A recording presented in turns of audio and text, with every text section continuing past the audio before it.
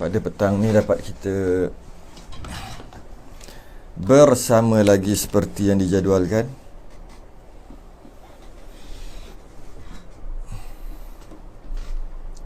Atas anjuran Surau An-Nur Fasa 3A Bandar Seremban Selatan, bertemu kita dalam satu program yang membicarakan tentang persoalan-persoalan dan permasalahan yang ada. Alhamdulillah, kita akan rungkaikan hari ini. Kalau ada kemusykilan, boleh tulis dekat ruangan komen soalannya, ruangan komen di bawah ni, dan boleh juga video chat seperti biasa. Boleh, tak ada masalah, memang boleh. Link video chat saya akan bagi nanti. Cuma kalau boleh, soalan tu perlu berhenti sebelum pukul 6 suku, 6.15. Sebab kalau soalan tu berterusan sampai pukul 6.30, silap kita habis maghrib macam minggu lepas. Masya Allah, lama sangat dah. Jadi 6 suku tu boleh berhenti soal lah. Mudah-mudahan dapat pencerahan pada petang ni. Duk petang-petang macam ni, biasa duk tidur lah. Tidur, tengok TV, petang-petang macam ni kan. Jadi kita manfaatkan petang kita, duduk dekat satu program secara maya. Dia panggil cuit-cuit semasa masalah, kemusykilan. Kita boleh bincang sama-sama. Atas anjuran Surau An-Nur Fasa 3A. Tu, ada kat bawah tu. Baik, kita tunggu orang masuk sikit lagi. Kita tengok siapa yang ada dulu. Siapa nak tag ke, tag orang dululah. Siapa nak share dululah. Saya nak tengok siapa yang ada dulu. Yang awal-awal ni kita baca nama dia lah, dalam 5 minit macam tu. Yang last-last, yang akhir-akhir tu tak baca nama dah.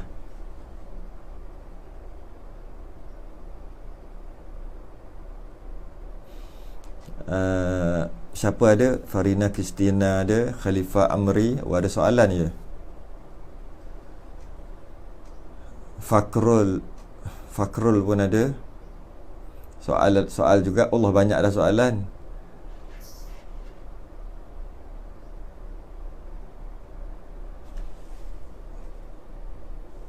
Norazlinda Mahrul, Safiah Sabtu, Jamilah Ismail, Azmi Ahmad, Nur Hafizah binti Mat Isa, Abang Singa, Saiful, Singapura ya. Alhamdulillah, jauh orang. Loud and clear, alhamdulillah. Jad Rahman, Nurbayah, Masya Allah, dia tag ramai orang lah. Terima kasih Nurbayah Abdullah. Ramainya dia tag orang. Yalah, orang nak tengok, tak nak tengok, tu dia punya pasal lah. Kita lakukan tugas kita, iaitu kita tag, kita share kan. Dia nak tengok tak nak tengok tu terpulang pada dia. Ada kerja apa, terpulang lah. Bagus lah tu. Azizah Jaafar, Izan Aziz, Sakinah, Yusuf, Ruziah Ma'ruf. Semoga umri serta jemaah hadirin dirahmati Allah, amin. Terima kasih banyak-banyak Puan Ruziah atas sumbangan-sumbangan. Syamsiah Saleh, Faiz Hilmi, Jasri Johari, Hafi Afizan, Syarina Suhaimi, Faiz Hilmi. Soalan saya rasa macam dah banyak dah ni. Hizaddin Hashim. Mak Ngah tak masuk lagi. Izan. Selasya Hasan. Wani Olives. Ada? Yang penting kita dah usaha tag mereka. Betul Puan Roziah, betul. Kita buat tugas kita. Orang nak ikut tak nak ikut, itu bukan kerja kita dah. Serahlah pada Allah. Allah bagi hidayah pada dia, lapangkan masa dia tengoklah.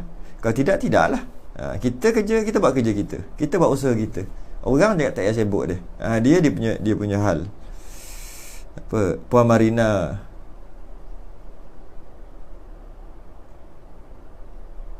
Cukup tu. Kakak lebah dah ada. Nampak macam tak ada pun. Ya, Salidah Saleh, Nurbahyah. Apa lagi? Arul.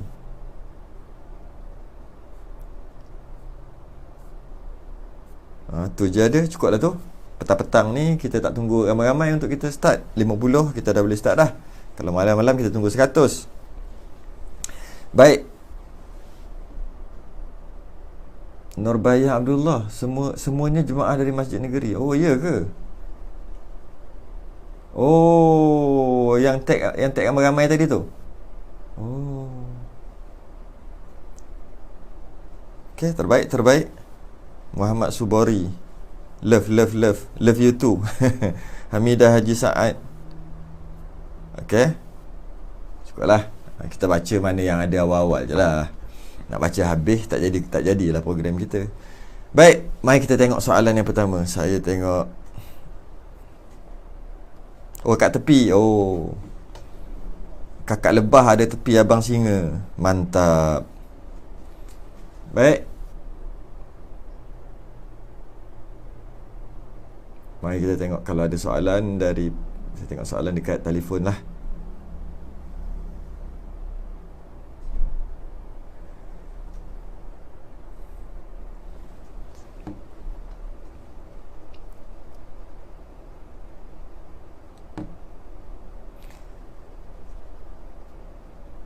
Kami semua dari pondok masjid sentiasa ikuti kuliah ustaz. Oh, ya ke Muhammad Adam? Oh, saya tak tahu pula. Sebab tak komen. Kalau komen macam ni selalu, saya tahulah selalu. Komen dia dengar senyap je. Mana saya tahu. Oh, dia ikut dari pondok masjid semua sentiasa ikuti. Alhamdulillah. Wan Izmar. Is. Rohizan Ibrahim. Pakat masuk-masuk dah tu. Cukup dah tu. Cukup lah. Okey, baik. Kita tengok soalan.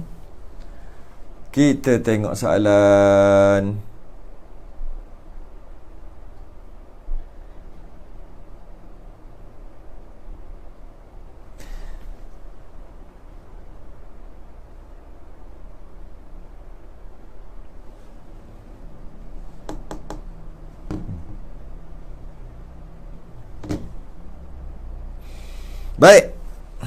Soalan yang pertama.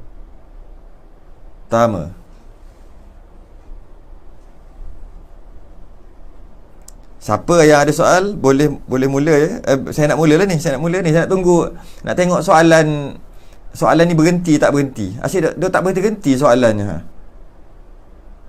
Soalan tu tak berhenti. Soalan tu kena berhenti. Macam banyak sangat. Okey, soalan pertama sekali. Orang yang pertama soal. Norazil. Saya kena tengok kat sini. Betul juga Tengok kat sini Soalan yang pertama.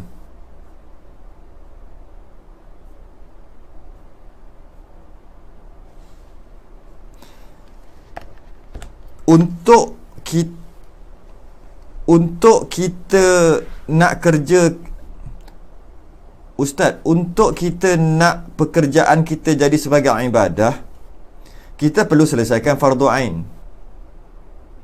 Dan kalau bekerja dengan majikan, kena ikut undang-undang dengan majikan.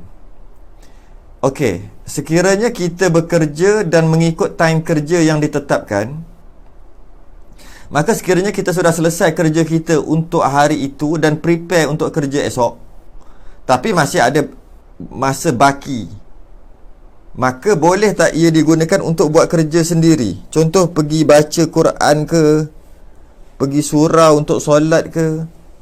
Sebagai contoh, ini kes untuk seorang kerja pejabat. Dia macam ni, dia tak ada apa hukum khusus dalam masalah ni.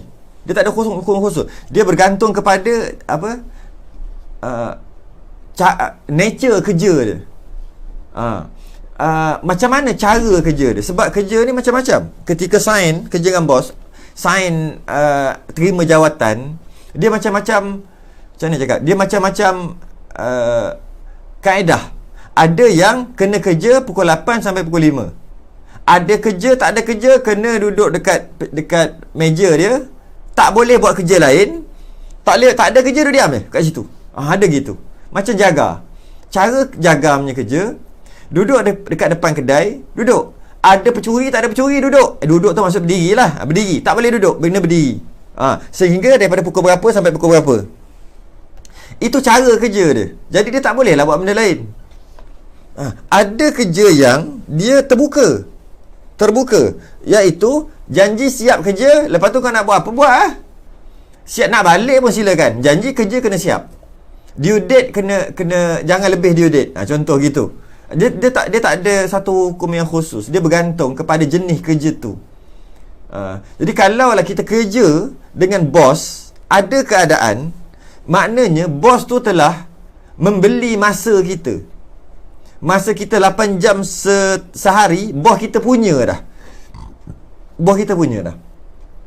Jadi kita tak boleh buat suka-suka sebab masa kita tu bos punya. Ada kerja, tak ada kerja, masa kita tu bos dah beli dah 8 jam. Lepas tu dia bayar. Sejam berapa? Sejam RM20. Sejam RM10. Sejam RM10. 10 jam RM100. Jadi tiba-tiba bos kita bayar sejam RM10. Tapi sejam tu kita buat kerja lain. Banyak untung. Kita buat benda lain. Amboi dah lah dapat gaji dengan dia buat kerja dia. Dapat gaji dengan dia dengar kuliah. Dapat gaji dengan dia sembahyang. Dapat gaji dengan dia baca Quran.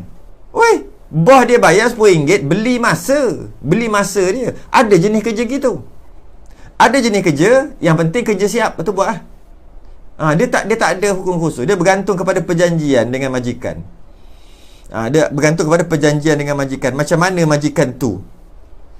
Kalau majikan bagilah. Kalau tak bagilah. Macam pensyarah. Dia ada waktu dia. Waktu jangan ponteng kelas. Kena ngajar. Habis, kalau pada habis tu nak keluar pergi minum boleh. Minum lah. Keluar universiti. Keluar. Ada macam polis. Kerja dia jenis keluar. Jadi kerja lah. Kerja dia pula bukan ikut office hour pula tu. Habis kalau malam ada perompak, dia kerja siang, dia tak payah tangkap gagak-gagak ke macam mana. Tengok dia ada dia punya perjanjian dia tu. Dia ada jenis kerja tu. Jadi semua ni bergantung kepada jenis kerja, bergantung kepada majikan tu. Bergantung kepada majikan, perjanjian dengan majikan tu macam mana. Dia tak ada hukum khusus. Dan dia tak ada kena-mengena dengan ilmu fardu ain, tak fardu ain. Dia tak ada kena-mengena pun. Tu kerja. Kenapa nak dikaitkan dengan ilmu fardu ain yang tak selesai lagi? Tak selesai lagi ilmu fardu ain tu cerita lain. Itu tanggungjawab ibu bapa. Bila dia dah balik, tanggungjawab diri dia sendiri. Kerja tu dia kerja untuk cari makan. Jangan digabungkan dua perkara ni. Mana boleh gabung dua perkara ni? Dua cerita berbeza. Perkara yang berbeza. Dua kewajipan yang berbeza. Tak perlu digabungkan. Habis tu kalau macam tu tak boleh lah nak belajar ilmu. Pandai-pandai lah. Tak boleh lah nak belajar. Berhenti kerja. Tentu lah. Sebab kerja tu tak wajib pun. Kerja lain pun boleh. Menega pun boleh. Semua boleh buat. Jadi benda perkara tu tak boleh dikaitkan. Oleh kerana dia ada ilmu yang perlu dia settlekan.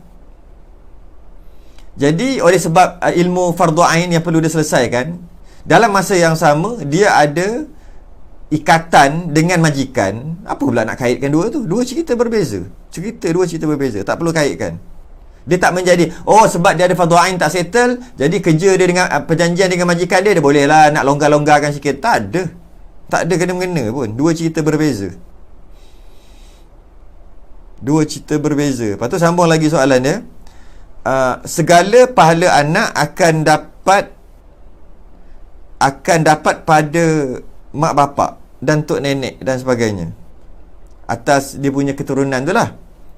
Adakah pahala yang dapat itu pahala sempurna atau pahala ikut ibadah anak tu? Kalau dia sembahyang dapat 20%, pahala sebab tak berapa sempurna, kita mak bapak pun dapat pahala dari anak tu. Ya, gitulah. Betul lah. Atau dapat pahala sempurna tak? Gitulah. Apa pahala kita? Apa kebaikan yang kita dapat? Kita ada pahala, akan dipotostat untuk mak bapak kita juga. Sebab kita berasal daripada mak bapak tu. Apa yang kita dapat, mak bapak dapat. Itu dia senang.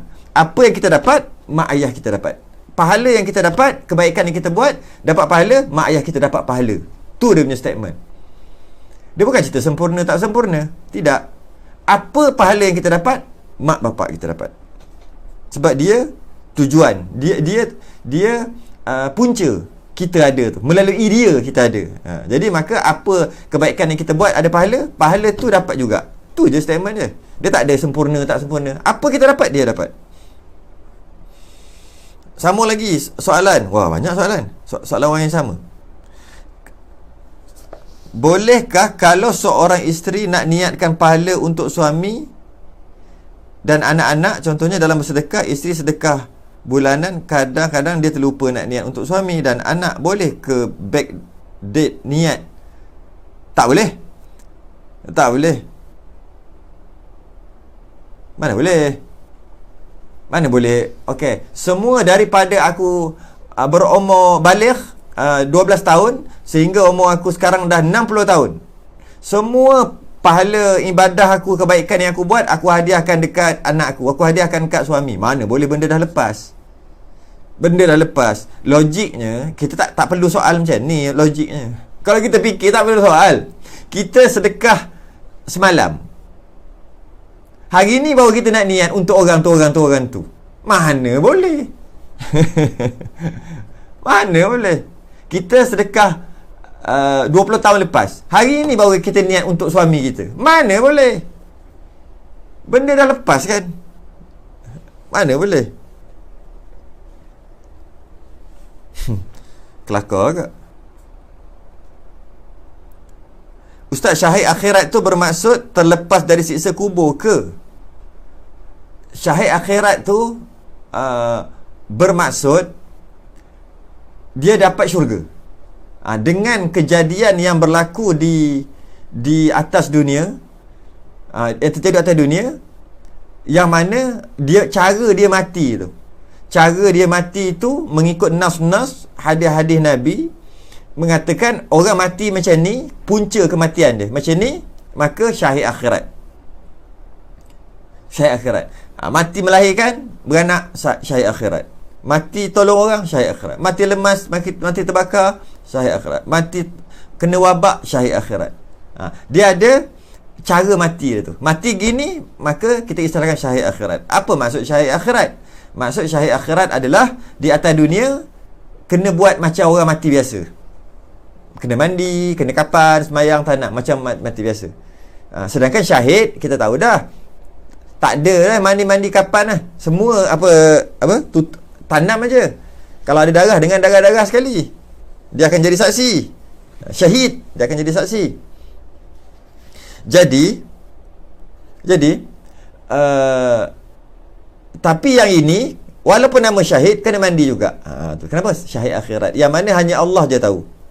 Syahid akhirat ni kita hanya tengok atas dunia, oh dah jadi gitu, mati kerana COVID, oh syahid. Syahid apa? Syahid akhirat. Kita boleh kata gitu je. Hakikatnya sebenarnya Allah yang tahu. Di akhirat nanti barulah kita tahu syahid akhirat ke tidak. Tapi atas dunia kita kena kata syahid akhirat lah, sebab dia mati mengikut apa yang Nabi bagi tahu. Maknanya bila sebenarnya dia tu syahid akhirat, jika benar dia tu syahid akhirat, akidahnya sahih. Kalau akidah dia kafir, akidah dia kufur, luar nampak Islam, dalam munafik, contoh gitu. Luar nampak okey, dalam sebenarnya nak menjatuhkan Islam, contoh. Luar nampak baik, sebenarnya kat belakang penjahat. tiba-tiba mati kena COVID, dan kita tak tahu dia jahat kat belakang, kita tak tahu dalam hati dia, maka kita katalah dia syahid akhirat. Betul? Mandi kapas, sembahyang tanam. Dekat akhirat nanti dia kena masuk neraka. Okey. Jadi macam dalam kubur dia, kena seksa. Jadi tak bolehlah kita nak kata syahid akhirat tu bolehlah kita nak kata syahid akhirat tu bermaksud terlepas seksa kubur. Bolehlah nak kata gitu. Sebab tempatnya syurga. Itu pun kalau benar dia tu syahid akhirat. Sebab kita hanya boleh tengok zahir je. Nahnu nahkumu bizawahir. Kita tengok benda yang zahir. Wallahu yatawallas sarair. Allah yang tahu perkara dalam. Jadi kita tengok luar, oh syahid akhirat. Bolehlah kita kata jika benar dia syahid akhirat, maka terlepas seksa kubur. Terlepas seksa kubur, sebab dah syurga lah. Syahid akhirat tu syurga. Bila syurga, takkan dalam kubur kena seksa, takkan dalam kubur kena sebat, lepas tu masuk syurga. Jadi kita boleh kata dia duduk dalam taman-taman syurga sekarang tu, waktu tu. Boleh terangkan azab kubur, himpitan kubur dan fitnah kubur yang mana merupakan tidak selesa pada mula-mula masuk kubur kena seksa? Dia secara umum je perkara ni. Himpitan kubur, fitnah kubur sama.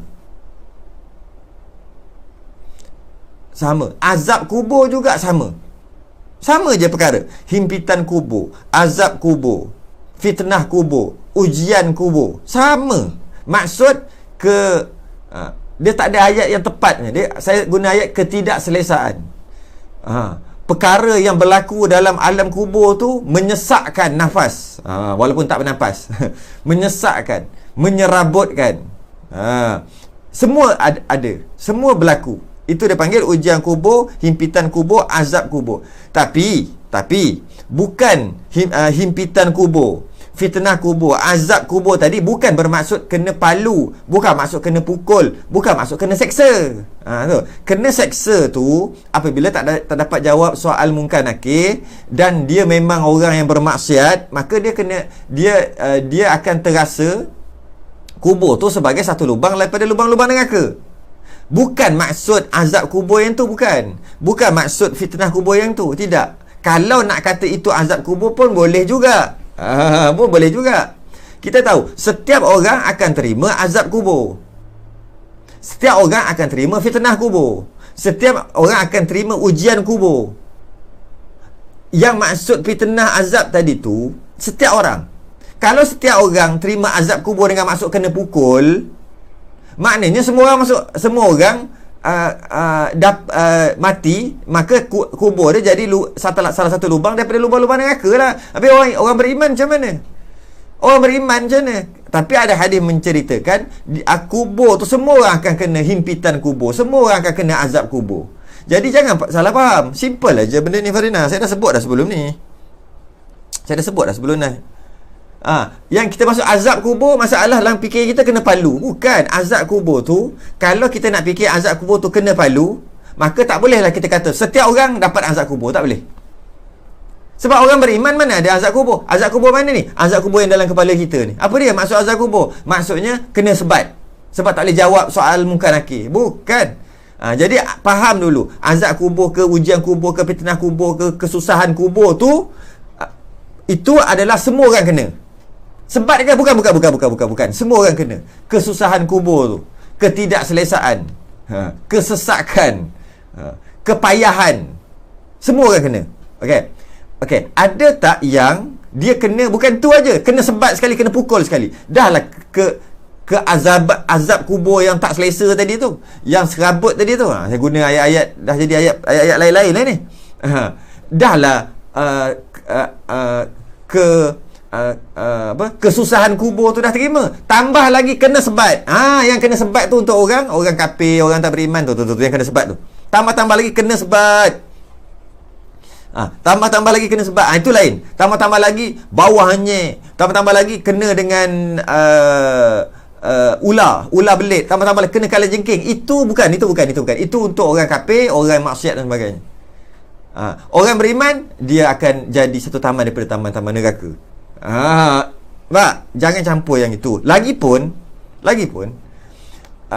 perkara ni telah diterangkan sebelum ni, dan ianya tak perlu kita nak detail buat apa. Tak jadi apa pun. Bukannya boleh jadi apa pun. Dia bukan hukum. Kalau hukum tu best sikit. Kita tahu kenapa hukum ni untuk kita beramal. Kita tahu tentang kubur ni sampai gitu sekali kita nak tahu, nak apa? Bukan boleh buat apa pun. Bukan boleh. Nak ubah bukan dengan tahu cerita. Nak ubah supaya tak jadi kena seksa kubur, kena sebat, bukan dengan tahu cerita detail tentang kubur. Bukan tahu, tak perlu tahu tentang detail pun kena sebat juga kalau tak sembahyang, kalau tak ikut perintah Allah, kalau yang lain. Jadi nak hilangkan, nak mengelak siksa kubur, bukan kita kita faham dengan detail tentang siksa kubur tadi, bukan. Kita tahu dengan detail siksa kubur pun kita kena siksa kubur, kita kena sebat juga kalau sebab nak selesai masalah tu bukan dengan tahu detail. Nak selesai masalah tu dengan agama, dengan tahu hukum-hukum, dengan tauhid, dengan fiqh, dengan tasawuf. Bukan dengan tahu details tu. Saya nak cerita pasal details. Tahu secara umum okeylah. Details tu tak perlu sebenarnya. Buat apa? Oh, takutnya dah tahu Allah, takutnya kubur. Betul?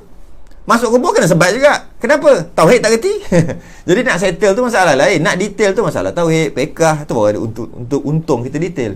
Azab kubur, pada mahsyar ni sekadar kita tahu lepas fardhu ain dah lah. Buat apa tahu detail? Tak jadi apa pun. Sebab soalan macam 2-3 kali berulang aja.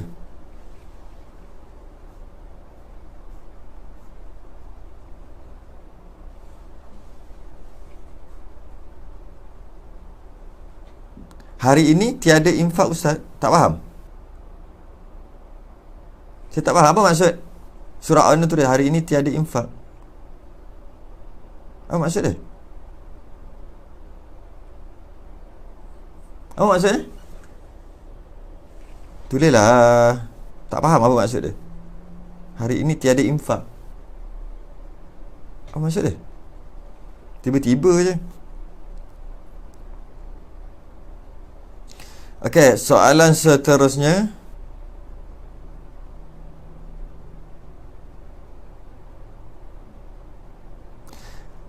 Fakrul. Tadi saya solat Zuhur bersama Imam A. Amboi, main AA pula. Okey. Lepas tu waktu dah masuk waktu solat asar. Oh, maksud sembahyang lambat lah. Imam A tadi qabliyah asar. Oh, dia tersilap. Dia solat Zuhur, maknanya qada lah bersama Imam A. Sebenarnya dia sembahyang seorang. Tiba-tiba dia tengok ada orang sembahyang seorang, dia duduk kat belakang. Sembahyang lah. Sembahyang Zuhur. Okey. Lepas sebab nak solat qabliyah asar kena tunggu masuk asar dulu. Jadi dia sembahyang Zuhur waktu asar. Maknanya dia qada lah tu. Saya tengok imam tu solat tak sah. Contohnya, ujung kaki tak menyentuh lantai saat sujud. Apakah saya kena qada solat Zuhur tadi? Imam tu tak sah. Tak sah sembahyang. Kenapa nak kena qada solat Zuhur tadi? Pelik lah. Sebab apa pula? Sebab ketika dia sembahyang, ketika sedang sembahyang, makmum kat belakang, imam kat depan. Okey. Kemudian bila dia tengok imam ujung kaki imam tak sentuh lantai, ujung kaki tu. Sedangkan sujud kena 7 anggota termasuk perut anak jari kaki. Macam ni, kena lipat macam ni. Dia tergantung ataupun macam ni je. Mazhab Syafi'i tak sah. Mazhab Maliki sah. Mazhab Maliki sah kalau macam ni. Tak kena pun sah. Terangkat pun sah. Mazhab Syafi'i tak sah. Dia duduk ni, dia nak sujud ni, dia nampak. Jadi waktu tu dia dah kena mufaraqah lah. Kenapa nak kena tunggu qada waktu tu? Alamak, imam tak sah. Mazhab Syafi'i imam tak sah. Dia kena buat keputusan segera, aku mufaraqah dengan imam. Waktu itu juga, bukan tunggu esok. Kenapa nak tunggu akan datang? Masa tu lah. Jadi dia kata, apakah saya kena qada? Nak kena qada apa? Mufaraqah terus. Imam batal je, kita tengok imam salah lah, imam batal lah. Bila imam batal dan tak boleh nak tanggung, tak boleh nak sangka baik, entah imam tak batal kot, tak boleh. Sebab memang kalau tak kena, tak jejak kaki, perut anak jari kaki tak kena lantai, memang tak sah mazhab Syafi'i. Nak sangka baik apa lagi? Memang tak sah. Confirm. Mufarakah terus. Terus mayang. Dia tak ada qada-qada. Dan memang sebenarnya solat tu qada pun. Sebab dia sembahyang zuhur waktu asar, memang dah qada pun. Nak qada apa? Qada yang dia qada tadi. Okey. Jadi dia bukan tunggu habis lepas bagi salam, lepas tu baru fikir, aku nak qada ke tak sembahyang aku tadi, imam tak sah. Bukan gitu. Sebab sembahyang dia batal lah. Sembahyang dia dah batal awal-awal. Ketika dia tengok kaki imam tak cejak lantai, kaki imam tak lipat ketika sujud, waktu tu dia kena buat keputusan segera. Katalah dia Allah, dia sujud sama-sama, dia tak perasan lagi, sujud sama-sama dengan imam. Lepas tu imam pun duduk di antara dua sujud, dia pun duduk di antara dua sujud, tu tak batal lagi. Rabbi fili warhamni wajiburni warfa'ni wazini wahdini wa'afini wa'afani. Imam sujud balik, baru dia nak sujud yang kedua, baru nak sujud ikut imam, dia tengok imam macam ni, imam terangkat, imam silang kaki, macam-macam lah. Senang cerita, imam batal. Woi, imam batal. Kalau tambah lagi masalah, kain imam berlubang nampak kat punggung imam. Kain imam berlubang, batal lah tu. Apa lagi? Baju imam terselak ke atas, imam pakai t-shirt terselak, nampak lurah dendam celah punggung dia ni, nampak. Dah lah pakai seluar bawah pusat. Contohlah, apa-apalah. Apa-apa tak kisahlah, janji dia tahu imam batal. Yang contoh ni kaki imam, contoh ni kaki imam tak jejak lantai ataupun tak lipat ketika sujud, batal imam. Masa tu dia kena buat keputusan, dia tak boleh sujud, dia kena duduk di atas sujud juga, dia kena buat keputusan, aku nak buat apa, kena buat keputusan. Masa tu juga ikut imam lah, tapi imam tak batal, ikut aje lah, dia ikut je, makmum batal masa tu juga. Keputusan yang dia kena buat macam mana? Mazhab Syafi'i, mufarakah. Kau bukan lagi imam aku, malah kau telah batal, maka sujudlah dia. Dan jangan ikut imam dah lah, sebab dah mufarakah. Masa tu juga, masa itu juga. Bukannya tunggu habis ke, tu bukannya tunggu. Itu cara mazhab Syafi'i.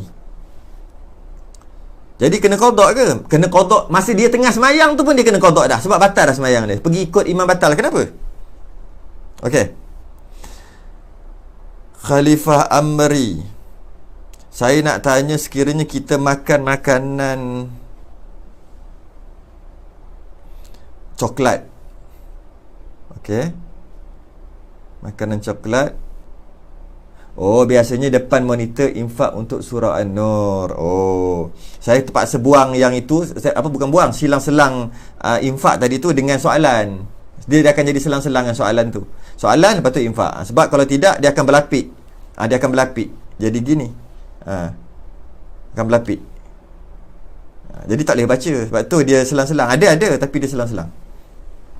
Dia berselang-selang. Sebab nak keluarkan nama orang yang soal. Okey. Saya nak tanya, sekiranya kita makan makanan coklat, contohnya coklat, daging kotak. Daging kotak yang ada unsur was-was yakin tidak halal. Apa benda ni? Ya Allah, hai. Mana ada gitu? Makanan dia mana ada jenis was-was yakin yakin apa tadi? Tak yakin, dia mana ada? Semua makanan halal kecuali terbukti haram. Pak, itu kaedah dia. Ayat tu pun, soalan ni dah salah dah ni, Khalifah Amri. Soalan ni pun dah salah. Macam mana nak jawab betul? Soalan pun dah salah. Semua makanan halal. Semua halal. Apa sahaja. Sehingga kan terbukti haram, sehingga kan ada Quran hadis, ada nas kata haram. Bau haram. Babi tak babi, harimau tak harimau, kera, monyet, kucing, semua boleh makan. Itu dulu. Maksud saya nak sebut tu bukan nak sebut binatang. Tu nak sebut nak sebut haiwan. Semua boleh makan.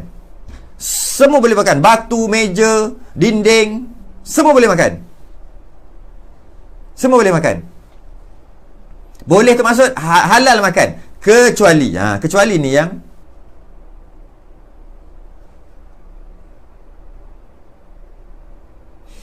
kecuali ni yang jadi hukum tu.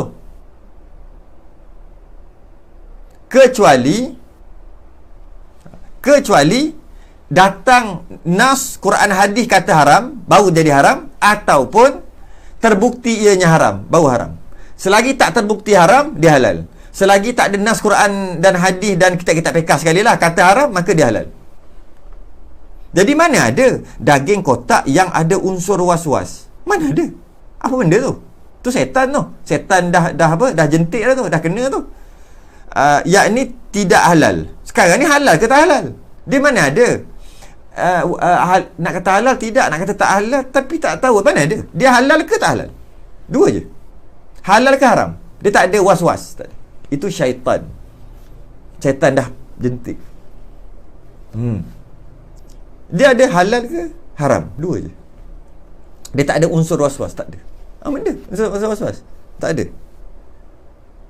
Tetapi kita baru tahu makanan tu tak berlandaskan Islam. Tengok, tak berlandaskan Islam maknanya haram lah. Jadi haram lah. Tak payahlah kata was-was. Haram lah. Selepas bertahun-tahun, bagaimana ustaz makanan tu dalam badan kita? Macam ni, saya tukar soalan ni. Soalan ni salah. Soalan pun dah salah. Saya tukar soalan ni. Sekiranya kita makan makanan yang sebenarnya makanan tu haram, kita tak tahu dia haram, mana ada was-was? Kita tak tahu. Kita tahu dia tu halal, sebab tu kita makan. Makanan tu kita setahu kita, mengikut ilmu kita, mengikut pandangan kita, makanan tu adalah halal. Tak ada was-was. Makanan itu adalah halal. Sebab balik kita tengok, tak ada pun unsur-unsur haram. Tak ada pun nampak haram. Tak ada pun. Maka halal lah. Bila halal, kita makan. Setelah bertahun-tahun, baru kita tahu ianya haram. Itu soalan dia. Itu soalan dia. Bukan was-was. Tak ada. Dia tak ada was-was. Tak ada. Kalau was-was, cepat berobat. Cepat-cepat berobat. Takut kena tipu dengan syaitan. Hidup jadi asyik kena tipu dengan syaitan aja. Okey, soalannya adalah dia makan makanan yang mana makanan tu dia tengok tak ada pun unsur-unsur haram. Okey je, dia pun bantai lah makan lah. Bertahun-tahun. Lepas tu baru tahu ianya haram. Tu soalan, saya tukar soalan. Soalan tadi cancel. Macam mana? Mana kita tahu? Tak haram lah, mana kita tahu? Kan kita dah kaji dah, kita dah tengok. Oh, tak ada apa pun unsur-unsur haram. Aku makanlah. Tiba-tiba terbukti lepas pada tu ianya haram. Takkanlah berdosa kot, mana kita tahu? Benda tak tahu kan? Jadi macam mana makanan dalam badan kita? Adalah dalam perut. Nak macam mana? Jadilah darah daging. Nak macam mana? Itu tak boleh buat apa. Dah makan kan? Macam mana apa? Dosa ke tak? Tak dosa lah, tak tahu. Tu lah. Macam mana? Sebab soalan dia, bagaimana ustaz makanan tu dalam badan kita? Macam mana apa? Macam mana apa jadi darah daging? Berdosa ke tidak? Itulah soalan. Berdosa ke tidak? Tak berdosa. Kita pernah cek tak? Bukan, kita pernah cek. Kita was-was tak makan kedai tom yum? Kita dah makan beratus kedai tom yum dah seumur hidup. Pergi masuk order tom yum. Pergi masuk order tom yum. Kadang-kadang kedai Melayu, kadang-kadang kedai orang petani, orang Thailand. Kadang-kadang makan kedai mamak. Kedai mamak tom yum. Kedai mamak pun dah ada tom yum. Kadang-kadang makan. Kita tak pernah tanya pun ayam sembelih tak? Ke was-was? Makan kedai mamak was-was? Makan kedai Melayu, mana-mana kedai was-was? Makan kedai Patani tu was-was? Kedai Thailand tu was-was? Mana ada kita masuk, tak nampak pun babi, tak babi, anjing, tak ada pun dalam ni. Orang Islam pakai tudung elok order je. Ke kita was-was kita makan tu? Mana ada? Sebab tak ada unsur-unsur haram. Maka halal lah. Setiap makanan dia adalah halal, kecuali terbukti haram. Berbeza dengan ibadah. Setiap ibadah adalah haram. Tak boleh buat ibadah.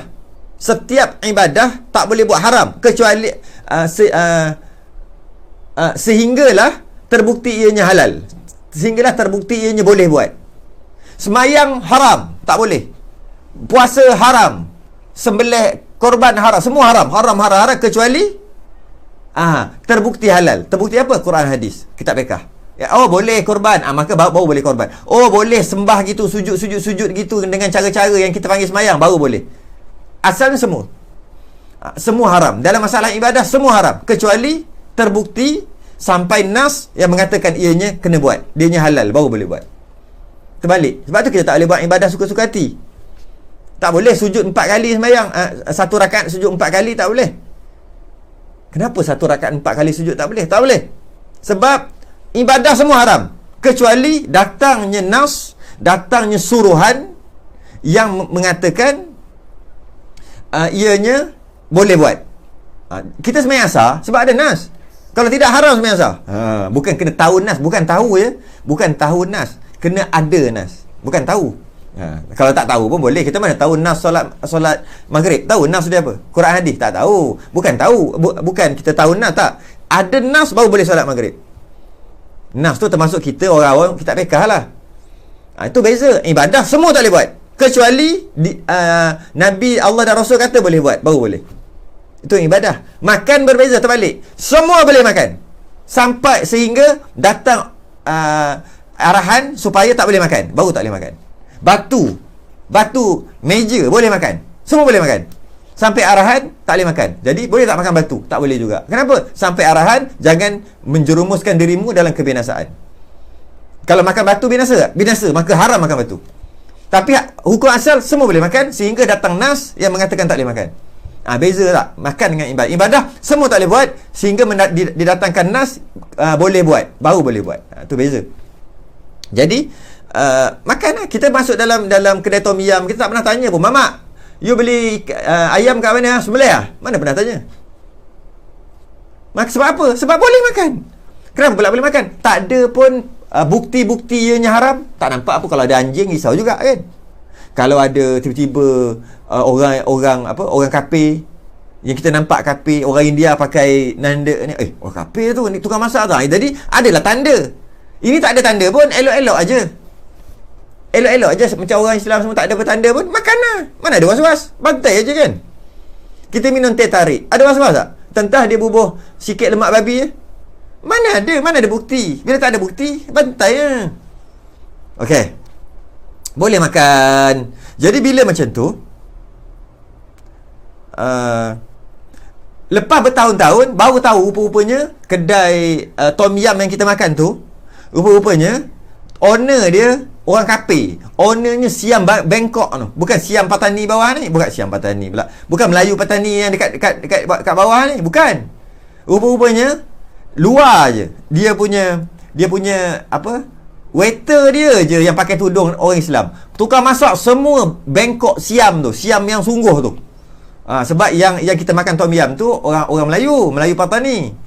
Kita tengok Thailand lah kita masuk. Setelah 3, 4 tahun, 10 tahun kita makan kat situ, baru kita tahu rupanya tukang masak dia, kedai tu Siam Bangkok punya, Phuket punya orang. Maknanya kafir. Yang mana ayam-ayam semua, daging-daging dia beli dengan kafir. Berdosa tak? Tak dosa. Macam mana? Habis tu makan macam mana? Penuh lah dalam perut kita makanan yang tak sembelih. Habis tu macam mana? Tak berkat lah. Habis tu macam mana? Macam mana apa? Berdosa ke? Tak berdosa kan, tak tahu.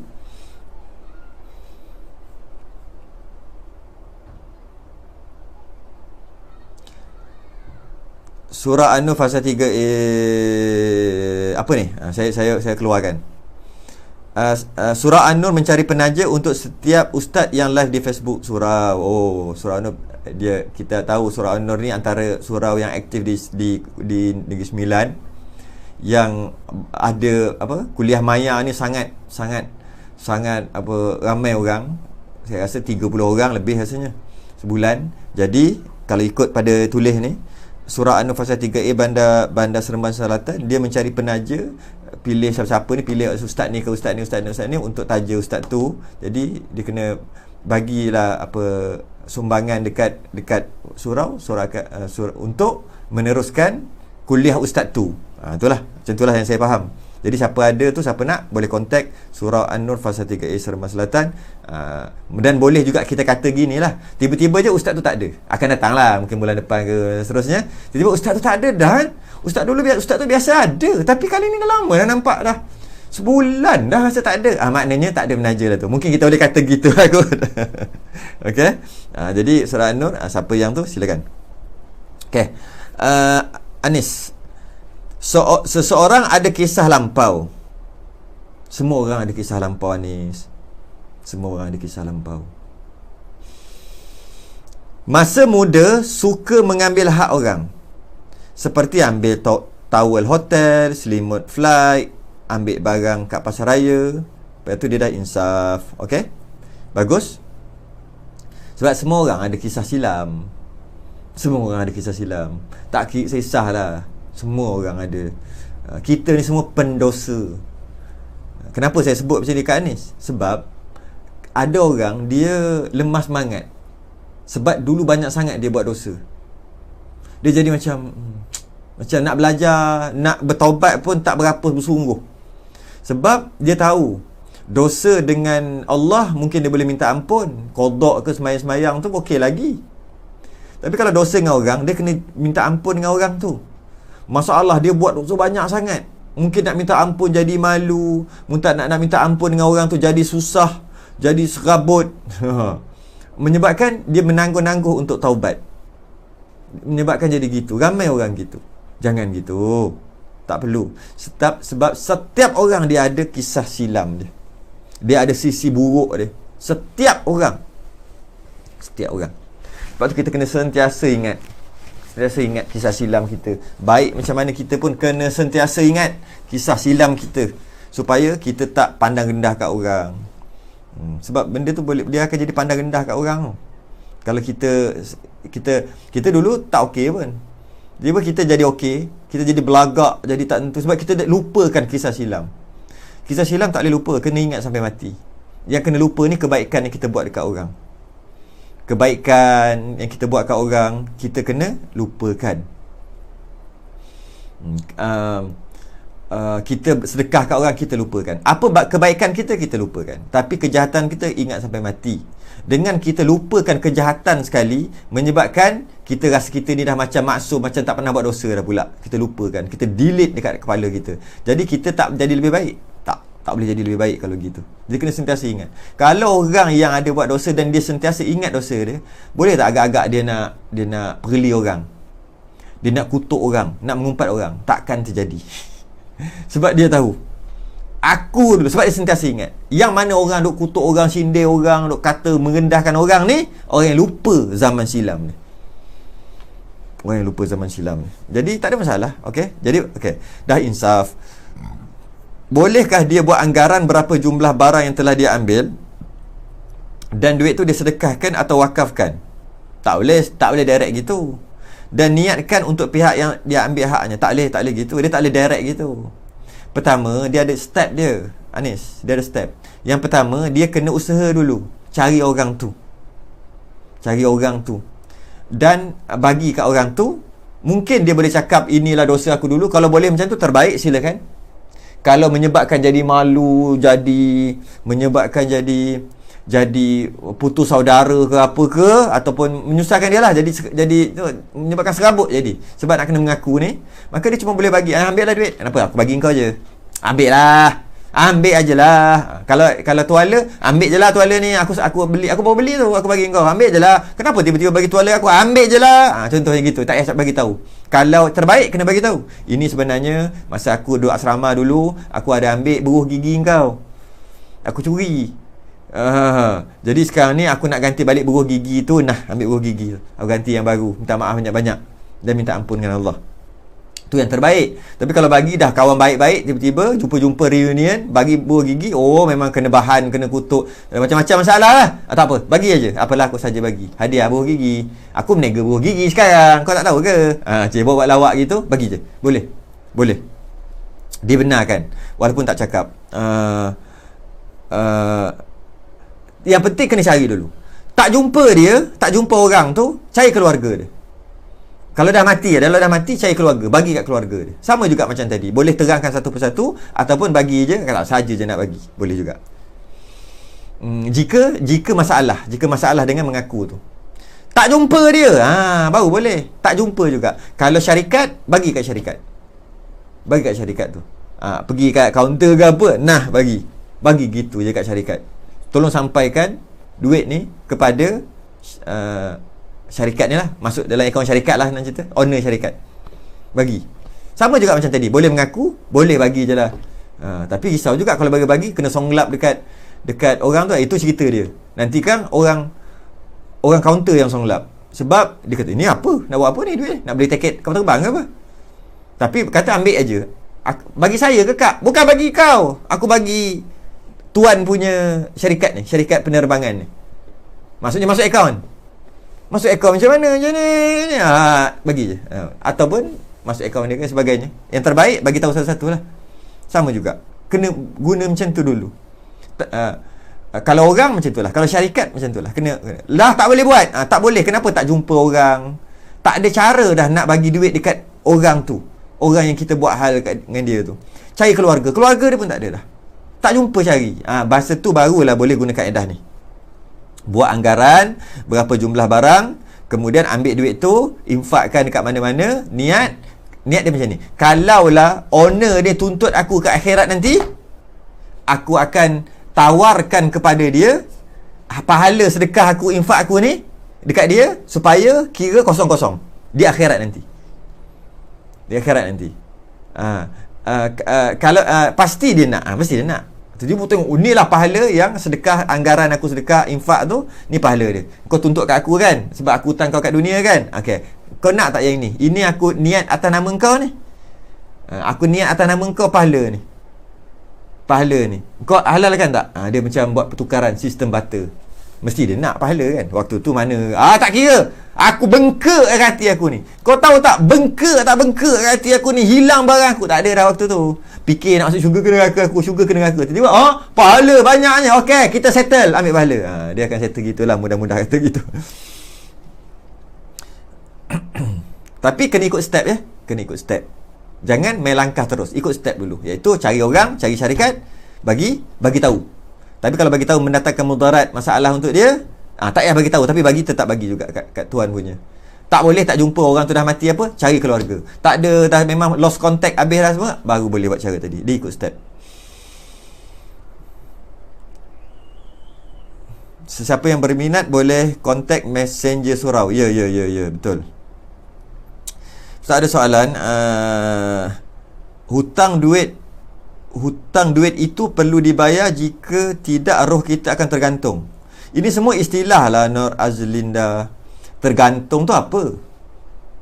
Tergantung tu macam orang kena gantung apa? Isak dadah, jual dadah membunuh, lepas tu kena gantung sampai mati, tu ke? Mandatory. Sebab ini istilah. Tergantung tu istilah. Kalau hutang masa macam mana? Contoh hutang masa seorang pekerjaan dengan majikan, hutang masa seorang bapa kepada anak. Sabar. Ini pun soalan yang terlalu umum. Yang pertama, roh tergantung, bumi tak terima. Itu semua istilah. Istilah azab, istilah kesusahan, kepayahan, itu istilah. Tak boleh nanti kan kalau amal sihir, ilmu hitam, bumi tak terima, langit pun tak terima. Itu istilah. Bukan duduk main dekat awan. Bukan. Kalau main kat awan, habislah kapal terbang dia kacau. Bukan, itu istilah. Istilah tidak aman tu. Istilah bumi tak terima, roh tak aman. Itu istilah aja. Iaitu dia azab. Susah di alam barzakh. Susah. Tu maksud. Kesusahan. Mungkin kena seksa, mungkin kena sebat, mungkin kena macam-macam, tapi susah. Mungkin dia duduk di satu tempat, salah satu lubang daripada lubang-lubang neraka. Itu maksud bumi tak terima, langit tak terima, roh tak aman, roh tergantung. Semua maksud yang sama, iaitu diseksa. Tu maksud dia. Itu semua istilah orang Melayu. Okay.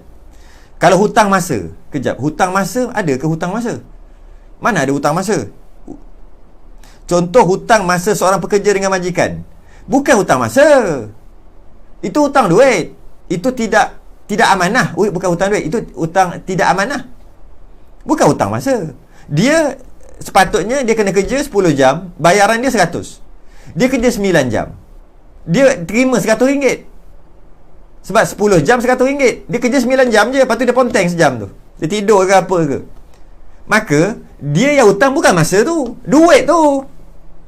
Sepatutnya RM90 aja, bukan 100. Kerana dia tidur sejam, tapi dia ambil 100. Yang dia hutang bukan masa, dia hutang duit. Duit tu. Masa mana dia hutang? Duit tu. Dan dia berdosa kerana tidak amanah. Jadi soalannya apa? Kalau hutang macam mana apa? Tak amanah. Tak berdosa kerana tidak amanah. Janji lain, buat lain. Jadi mungkin minta halal tu lah, ataupun bayar balik RM10. Bukan bayar masa, bayar balik RM10. Mana ada hutang masa? Mana ada hutang masa? Macam mana hutang masa? Hutang tu duit. Okey. Hutang masa seorang bapa kepada anak. Mana ada? Apa benda hutang masa? Allah, ni istilah-istilah ni apa benda lah guna perkataan-perkataan gini. Ayah kena habiskan masa untuk anak dia. Tiba-tiba ayah tak habiskan masa untuk anak dia. Tak berhutang pun.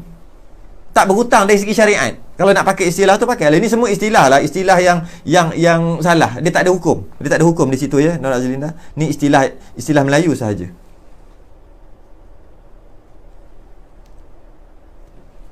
Istilah orang Melayu sahaja. Jadi kalau katalah bapak dia tak bagi masa, mak dia tak bagi masa kat anak dia, jadi anak dia jadi huru-hara. Tu. Habis tu bapak dia kena bayar hutang masa. Mana ada hutang masa?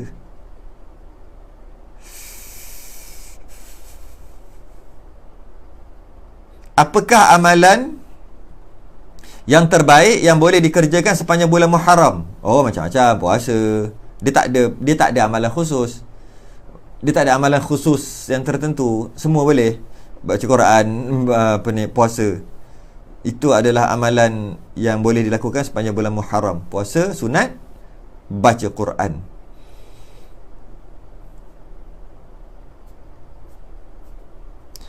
Macam mana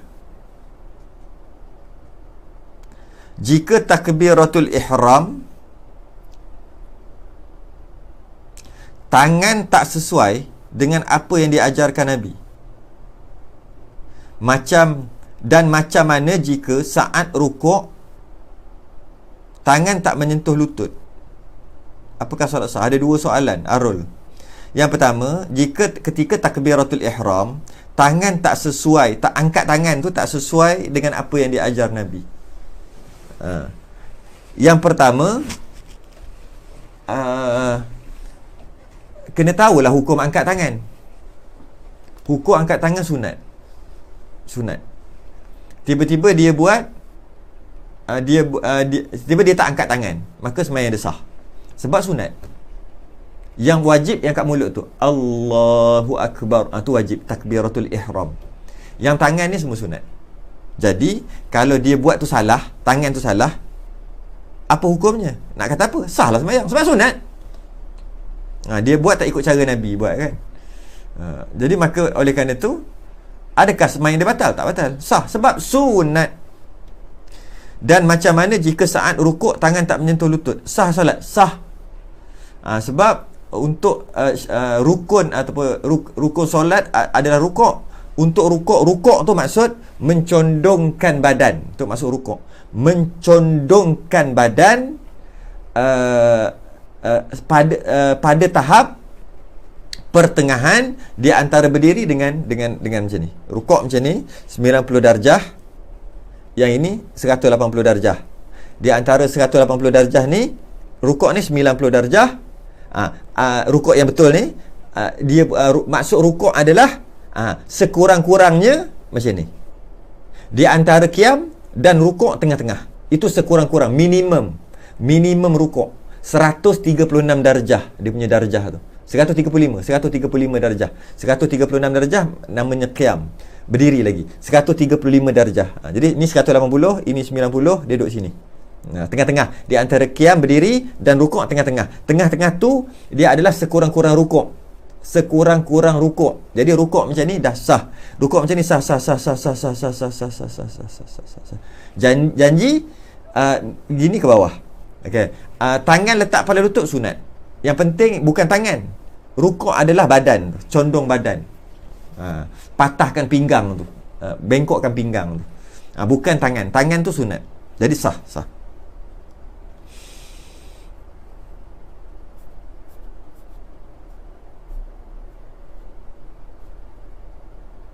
Macam manakah cara untuk istiqamah dalam menghindar diri daripada melakukan dosa yang kita tahu perkara itu salah? Tauhid. Istiqamah tauhid. Lebih faham tauhid, lebih faham tauhid, lebih istiqamah lah kita. Faham tauhid. faham tauhid, maka kita akan buat satu perkara tu dengan istiqamah. Kenal Allah. Dah kenal, kenalkan lagi. Sebab istiqamah ni dia ada dua martabat. Untuk istiqamah ni dia ada dua martabat. Martabat pertama martabat fadilat. Yang kedua martabat tauhid. Dua-dua boleh sebenarnya. Dia bukan martabat fiqh. Martabat fiqh ni dah tahu cara semayang, rukuk semua dah tahu dah. Dah tahu dah perkara tu haram secara detail, dah tahu dah. Bila dah tahu perkara itu haram, itu dipanggil martabat fiqh. Adakah dengan dia tahu perkara itu haram menyebabkan dia terhindar dengan perkara itu? Tidak. Dia cuma tahu perkara itu haram je. Jadi jika kita cuma tahu perkara itu haram atas martabat fiqh dengan maksud kita tahu, oh ini haram, cara detailnya haram, detail. Tidak menyebabkan kita jadi tak buatlah perkara itu sebab dah tahu haram kan? Tidak. Kita akan buat juga. Kita akan buat juga perkara itu kerana kita cuma tahu benda tu haram. Kita sangat pakar tentang perkara itu dan kita tahu ianya haram. Sekadar itu sahaja. Kita cuma tahu je perkara tu haram. Habis tak nak buat tu macam mana? Jangan buat. Tahu perkara tu haram, buat tu tak buat juga. Macam mana? Jangan buat. Macam mana tak nak buat? Nak menghindarkan daripada melakukan. Macam mana? Caranya, kenal Allah. Kenal Allah. Iaitu, Allah yang maha berkuasa. Kenal Allah. Menyebabkan kita jadi hamba. Hamba tak boleh buat suka hati. Hamba kena ikut cakap tuannya. Tu. Itu martabat agak tinggi lah, martabat tauhid. Buat tu tak buat juga. Satu lagi. Oh, ada orang nak join lah. Macam mana tak nak buat? Ada orang nak join. Okey, sebentar je. Saya nak jawab soalan ni. InsyaAllah kita boleh berkenalan dengan seorang hari ni. Sebentar. Okay, dengar kan? Sebentar. Sekejap lagi kita berkenalan. Jadi, itu satu martabat. Siapa nama? Nanti kan dia lari pula. Saya sebut nama dia dulu. Oh, Jasri. Oh, ni orang Jasrinya. Sabar sekejap. Sabar sekejap. Soalan tengah ni. Jadi, banyaklah mesej masuk. Jadi martabat tauhid adalah martabat terbaik. Yang mana martabat kita tahu kita ni hamba dan kita kenal sungguh-sungguh Tuhan kita. Maka kita akan istiqamah buat. Sebab kita ni hamba. Martabat yang kedua, martabat ni okey juga. Martabat fadilat. Iaitu kita tahu benda tu haram. Kita tahu benda tu baik. Dan kita tengok martabat nak masuk syurga, martabat tu.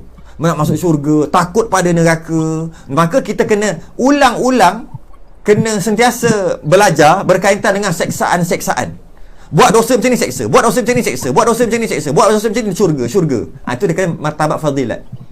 Martabat fadilat. Boleh guna dua. Bagi saya yang terbaik martabat tauhid. Bukan martabat fadilat. Tapi kalau nak pakai martabat fadilat pun boleh. Jadi macam mana nak isi istiqamah? Bukan dengan tahu benda tu halal haram, bukan. Itu sekadar tahu ilmu saja. Untuk istiqamah, kita kena tengok fadilat dia, kebaikan. Kalau baik, fadilat dia. Kalau keburukan, seksa dia. Sentiasa faham, ulang, detailkan tentang seksaan-seksaan tadi tu. Menyebabkan kita akan rasa takut, menyebabkan jadi istiqamah. Tapi jalan terbaik adalah tauhid, kenal Allah. Tahu kita hamba, garanti istiqamah. Baik, kita berhenti sebentar. Kita berhenti. Saya kena sekejap sebab ada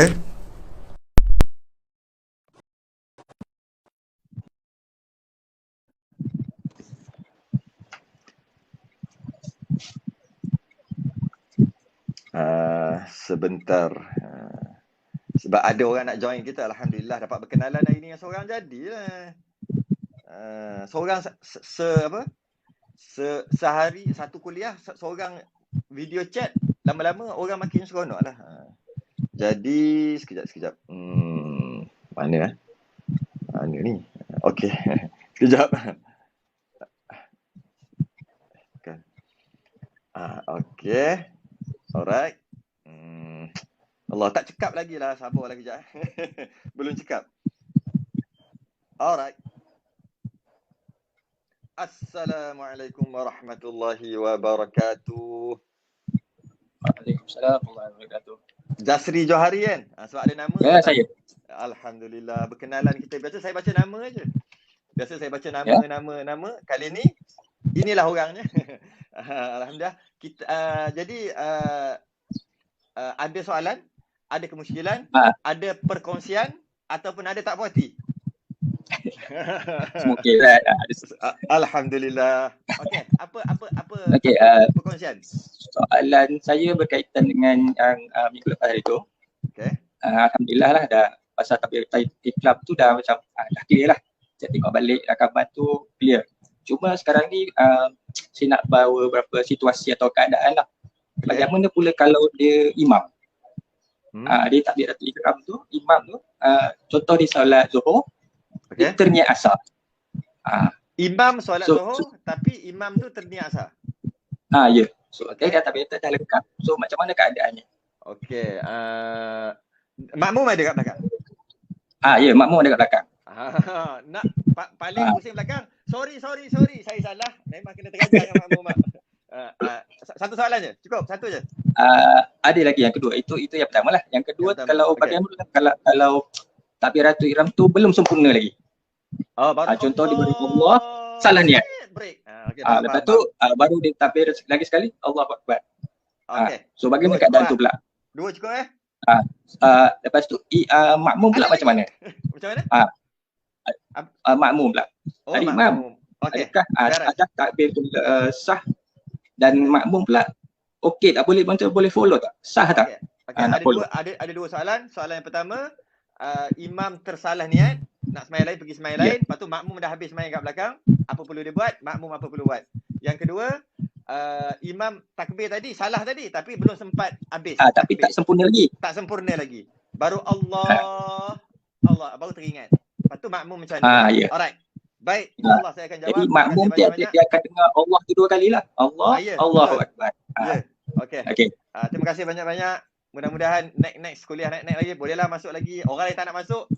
Soalan saya banyak Ustaz tapi bagi dua dulu lah. Okey, nanti eloklah dua lagi. Alright, terima kasih. Kalau lebih saya pula lupa nanti. Baik, terima kasih banyak-banyak. Assalamualaikum. Waalaikumsalam warahmatullahi wabarakatuh. Dua soalan.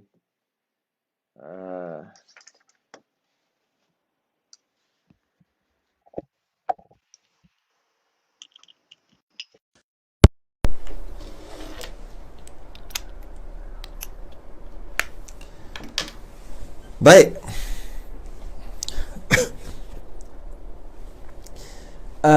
Keadaan ni satu lagi kelebihan saya nak bagi tahu saja je. Ada soalan di ruang komen.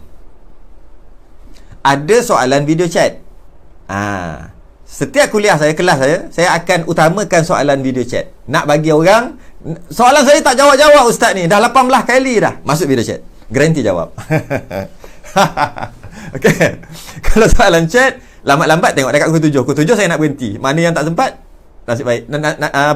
Tak bernasib baik, tunggulah hari Selasa pula malam. Hari Selasa pun tak jawab juga. Nasib lah. Jadi kalau nak soalan yang tak terjawab-jawab sebab mungkin masa tak cukup, nak masuk video chat. Nak paksa. Baik. Ada dua soalan. Soalan pertama, dia takbir dah habis, imam takbir dah habis dah, Allahu Akbar. Tiba-tiba dia salah niat. Dia tak kisah dia nak sembahyang Zuhur niat asar ke, tak kisahlah apa pun, yang penting salah niat. Allahu Akbar, niat mandi wajib. Alamak, melampaunya. Tak kisah. Poin dia kat sini bukan dia solat Zuhur niat asar, bukan. Itu terlalu khusus. Kita luaskan lagi perbahasan. Rugi kalau macam tu. Macam mana? Dia takbir, dia sembahyang, nak sembahyang lain, niat lain. Tu. Nak sembahyang lain, niat lain. Nak sembahyang asar, niat Zuhur, macam tu. Nak sembahyang lain, niat lain. Maka sembahyang dia tak sah. Sebab dia nak sembahyang lain, dia niat lain. Dia tersilap sembahyang. Tak sahlah sembahyang dia. Dan dia imam pula tu. Okey, dia imam. Sebenarnya dia boleh buat macam ni, tapi makmum akan huru-hara. Bila dia nak sembahyang asar, dia nak sembahyang asar, dia nak sembahyang Zuhur, dia niat asar. Dia nak sembahyang Zuhur, niat mandi wajib. Dia nak sembahyang Zuhur, niat puasa. Buatlah macam apa pun. Dia nak sembahyang Zuhur, dia niat benda apa-apa lah. Senang cerita, sembahyang dia niat lain. Dia nak lain. Maka sembahyang dia tak sah. Bila kita kata gitulah, sembahyang tak sah.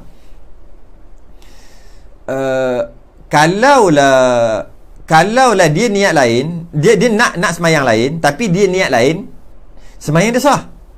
Sembahyang sah. Dia nak sembahyang Zuhur, dia niat asar, sembahyang sah. Tapi masalah makmum lah. Kalau dia nak sembahyang Zuhur, niat mandi wajib, memang awal-awal lagi tak sah. Okey, tak sah sembahyang tu. Nak sembahyang Zuhur, niat asar, sembahyang sah, sah asar. Sah asar. Tapi masalahnya dia bukan nak sembahyang asar. Dia buat apa nak sembahyang asar apa waktu-waktu Zuhur. Jadi dia silap kat situ. Dan dia ada makmum, sedangkan sembahyang dia sah sebenarnya. Jika dia ada qada, dia akan jadi qada. Sembahyang dia sah sebenarnya. Takbiratul ihram dia sah. Sebab dia bukan niat nak sembahyang Zuhur, niat mandi wajib. Yang tu tak sah. Tapi hukumnya sama. Hukumnya sama. Ni dia nak sembahyang Zuhur, niat asar. Sembahyang dia sebenarnya sah. Sah asar. Jadi qada jika dia ada qada dulu. Tapi masalah sekarang makmum kat belakang. Jadi hukum ni macam mana? Oleh kerana nak sembahyang lain, niat lain. Oleh kerana nak sembahyang lain, niat merapu menyebabkan sembahyang tak sah. Makmum dah takbir semua kat belakang. Okey, macam mana dia nak buat? Dia kena takbir lain. Dia kena takbir lain. Dia kena niat. Kalau dia sembahyang, dia kena niat nak batalkan sembahyang dia. Aku dah tersalah niat. Sembahyang aku dah tak sembahyang. Aku batal sembahyang. Macam tu lah. Kalau nak kata macam tu boleh juga. Aku batalkan sembahyang aku. Aku tak nak sembahyang dah. Macam mana? Macam tu. Sebab antara perkara yang membatalkan sembahyang adalah dia niat. Aku nak batalkan sembahyang aku. Itu dia niat tu. Aku tak nak sembahyang. Niat. Malah dia gantung niat pun batal. Kalau hujan aku nak batalkan sembahyang. Kalau hujan aku nak batalkan sembahyang, aku nak pergi angkat kain. Batal masa tu juga. Masa tu juga batal sembahyang. Masa tu juga batal sembahyang. Sebab dia kata kalau hujan aku nak batalkan sembahyang. Tak payah tunggu hujan, batal masa tu juga. Poin dia kat sini, jika dia niat aku nak batalkan sembahyang aku, jadi batal. Sedangkan masalah puasa, dia ada khilaf, tapi saya ambil satu pendapat ni dalam masalah puasa. Kalau dia niat nak batalkan puasa, takkan batal puasa. Aku tak nak puasa pukul 2 petang. Aku lapar, aku tak nak puasa, Aku nak batalkan puasa aku. Tak batal-batal puasa dia. Sebab dia tak makan. Jadi nampak dia ada perbezaan. Sembahyang, niat nak batal terus. Sembahyang. Puasa, niat nak batal, pada satu pendapat, niat nak batal, tak batal sembahyang. Tak batal puasa. Kena makan baru batal. Makan baru batal puasa. Tu ada beza. Jadi, dia kena niat, aku nak batalkan sembahyang aku. Aku tak nak sembahyang. Ini bukan sembahyang. Sembahyang aku salah. Niatlah macam tu. Poin dia kat sini, dia tak sembahyang. Sedangkan dah takbir ni. Allahu Akbar. Dah takbir ni. Aku dah nak batalkan sembahyang. Tangan tetap tak kat sini juga. Aku tak nak sembahyang. Ini bukan sembahyang aku. Aku sembahyang salah. Aku batalkan sembahyang. Kalau dia niat mandi wajib, tak payah niat aku. Memang tak sah sembahyang pun. Kalau nak niat pun silakan lah. Sebab solat dia memang tak sah dah. Nak solat pergi niat mandi wajib. Apa benda? Cuma kalau nak niat gitu pun silakan. Ini kalau macam mana? Dia takbir, mungkin sembahyang dia dah sah, tapi salah niat. Makmum dah takbir kat belakang. Dia kena batalkan sembahyang dia. Ada macam-macam pendapat ulama. Ada kata dia niat tukar sembahyang sunat. Dia niat tukar sembahyang sunat. Ada juga gitu. Sembahyang fardu tukar sembahyang sunat. Ini adalah sembahyang sunat, tukar niat. Dia bukan fardu sunat. Sedangkan asar tu fardu. Walaupun itu waktu zuhur, tak kira lah. Asar tu fardu. Mungkin jadi qada, fardu qada. Jadi dia tukar jadi sunat, lepas tu dia batalkan. Dia tukar jadi sunat, lepas tu dia batalkan sembahyang dia. Ada ulama kata gitu. Tukar dulu sunat. Dia tukar. Aku bukan sembahyang wajib, aku sembahyang sunat. Boleh. Lepas tu batalkan sembahyang. Sebab solat fardu tak boleh batalkan. Haram batalkan solat fardu. Jadi tukar. Ada macam-macam ulama kat situ. Poin dia kat sini, batalkan sembahyang tu. Tak payahlah melompat. Niat aja. Aku tak sembahyang. Aku nak batalkan sembahyang ni. Aku tak salah sembahyang. Macam tu je. Okay. Settle. Itulah. Dan dia kena takbir sekali lagi. Imam kena takbir sekali lagi untuk sembahyang betul. Sembahyang zuhur yang betul pula. Sembahyang betul pula. Yang niat betul pula. Okay. Masalah makmum. Satu lagi masalah imam. Bila dia nak takbir yang kedua, tak ada masalah dia nak takbir kuat. Allahu Akbar, tak ada masalah. Atau nak takbir perlahan. Macam mana? Ni mic kan, tutup. Allahu Akbar. Makmum tak dengar pun. Boleh. Sebab kita tahu takbiratul ihram sunat kuat. Imam sunat kuat. Tak wajib. Kalau slow pun boleh. Allahu akbar. Slow je. Macam baca Alhamdulillahirabbil alamin. Kan baca Fatihah baca bukan baca Fatihah, baca Subhana rabbiyal a'la wa bihamdi. Kan slow kan? Kadar tu juga dia baca. Dia takbiratul ihram. Allahu akbar. Boleh. Tapi kesianlah kan makmum masih bila imam takbir kan. Tu cerita lain. Cerita sah ke? Sah imam. Sah. Sama ada takbir kuat ataupun takbir perlahan. Sah. Sah. Okey. Jadi bab kuat ke slow yang kedua ni. Yang pertama aku dah batalkan sembahyang aku tadi. Dah batal lah. Okey. Tangan duduk gini.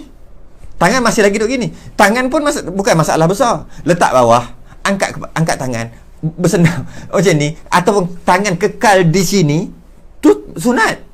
Tak perlu dipersoalkan tangan nak duduk kat mana. Dan kuat dan perlahan takbir yang kedua tu kuat dan perlahan pun tak perlu dipersoalkan sebab sunat. Sebab ianya sunat. Nak persoalkan apa? Tak perlu dipersoalkan. Perlahan pun boleh, kuat pun boleh. Okey, settle. Stop dulu bab imam. Makmum pula. Makmum macam mana? Makmum mana tahu? Boleh tak dia paling minta maaf ya? Saya tadi salah niat. Saya nak sembahyang niat lain. Dia boleh kata gitu. Boleh ke kata gitu? Haram. Sebab dia akan membatalkan makmum-makmum tadi. Makmum yang tadi dah sah dah. Makmum yang takbir tu dah sah dah. Dah sah sembahyang dah makmum tu. Sebab makmum takbir. Imam yang tak sah. Kalau cakap gitu, ada tak makmum kata, cilaka semua? Ada. Menyebabkan dosa makmum tu. Sebab dia batalkan sembahyang dia yang dah sah. Bila makmum tu dosa sebab imam dosa sekali. Kenapa membatalkan sembahyang makmum? Okey, habis tu macam mana? Oleh kerana letak tangan di mana-mana sini adalah sunat. Oleh kerana takbiratul ihram tu wajib, tapi nada kuat sepelahan tu adalah sunat aja. Nak kuat sunat, pelahan pun sah. Maka dan imam tadi tak sah sembahyang, batal. Dia batalkan sembahyang dia ataupun dia tak sah sembahyang dia dan dia kena takbir sekali lagi. Makmum dah takbir, silakan. Dia punya pasal. Jadi imam kena takbir sekali lagi untuk sembahyang betul dengan niat imam. Macam mana takbir? Allahu Akbar. Boleh, tapi makmum akan huru-hara. Tak cergedik nama dia. Boleh, tapi tak cergedik. Imam yang tak cergedik, tapi boleh. Makmum rukuk. Ada yang rukuk, ada yang pening, ada yang macam-macam. Maknanya imam tak cergedik. Tapi boleh. Yang imam cergedik macam mana?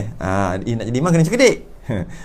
Slow je, perlahan je. Tangan tak bergerak, biar gitu je. Sebab angkat tangan kan sunat, biar je kat situ. Jadi sorok pada makmum, jangan bagi makmum tahu.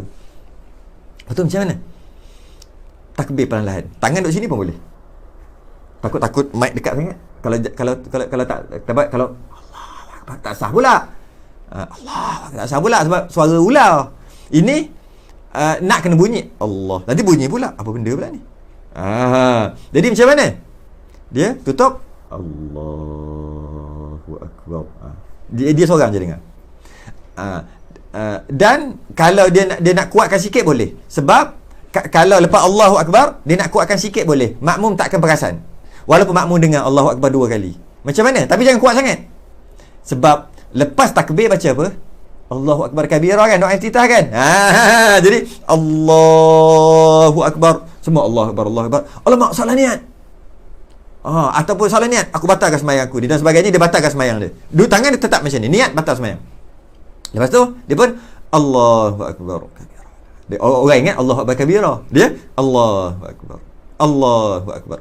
Agak kuatlah juga. Mungkin dengarlah sikit kat mic tu. Mungkin makmum belakang dengarlah 5, 6 orang, 10 orang. Tapi jangan kuat Allahu Akbar. Itu huru-hara nanti. Boleh tapi huru-hara makmum. Jadi macam mana? Kuat sikit lah. Allahu Akbar. Konon-konon Allahu Akbar kabira lah. Nak bagi makmum tak huru-hara. Ataupun tutup terus. Allahu Akbar. Ini yang betul punya. Okay. Peristiwa ini ada ulama mengistilahkan dia makmum masbuk. Imam masbuk, makmum masbuk pula. Imam masbuk. Ada ulama mengistilahkan dia sebagai imam masbuk. Masbuk ni adalah yang masuk lambat. Imam dah sembahyang ke depan, makmum baru masuk rakaat ketiga. Dia panggil makmum masbuk, iaitu makmum masuk lambat. Imam ada tak masuk lambat? Tak ada. Imam kena dulu nama imam. Sebenarnya ada imam masbuk. Tapi istilah je. Kalau tak nak guna istilah tu pun boleh. Mengarut pun boleh, tak apa. Apa maksud imam masbuk? Imam masuk lambat. Makmum masuk dulu. Imam dulu dah. Memang imam dulu. Atas keadaan macam tadi, makmum jadi masbuk. Imam jadi masbuk. Tapi kalau tak nak guna pun tak apalah. Saya ada ulama menggunakan istilah tu, iaitu imam masbuk. Sebenarnya bukan imam masbuk. Sebenarnya macam mana? Imam tersilap, makmum dah takbir, haram imam batalkan makmum. Imam kena takbir balik yang betul-betul dalam keadaan jangan menghuru-harakan makmum tadi. Takbir sekali. Jadi naik imam. Jadi imam automatik masuk lambat, makmum takbir dulu. Boleh? Boleh. Itulah penyelesaiannya. Yang kedua, imam tak habis lagi. Itu tak apa. Sebab bermula masuk sembahyang bila bunyi ra. Alif lam lam ha, alif kaf ba ra. Allah, belum masuk sembahyang lagi. Allah belum lagi. Dia Allahu akbar, bunyi r, baru masuk sembahyang. Masuk sembahyang lah. Jadi dia belum habis ra, tak kena ra lagi. Tak sampai ra lagi, tapi dah niat, tak sampai ra lagi. Maka tak ada masalah kalau nak batalkan. Tak ada.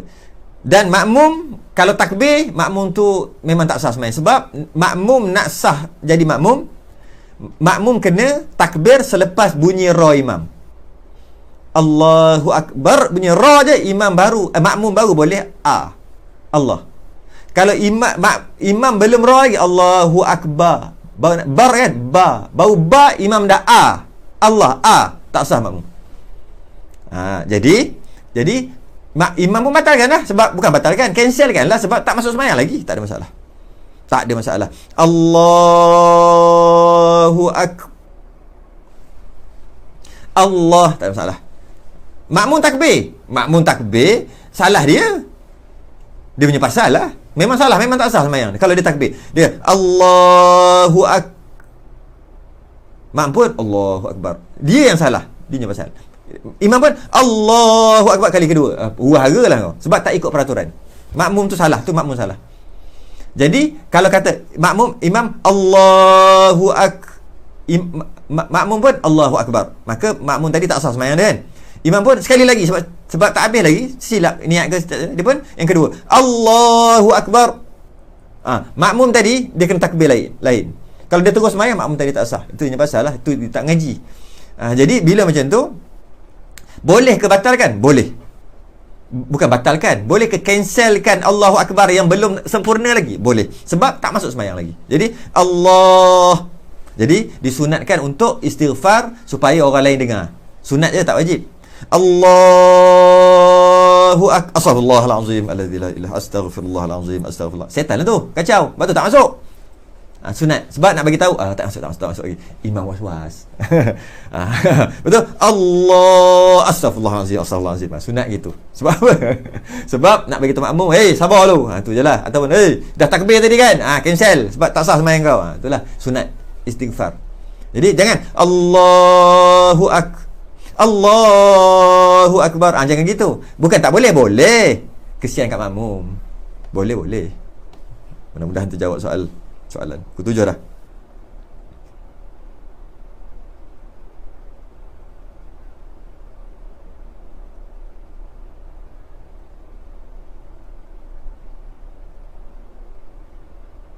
Maaf Ustaz, ada juga yang saya tag bukan dari Jemaah Masjid Negeri. Tag je lah. Amboi. Tag siapa-siapa pun. Tak apalah yang lain-lain pun. Lagi bagus. Banyak lagi soalan kat bawah. Saya dah pukul 7.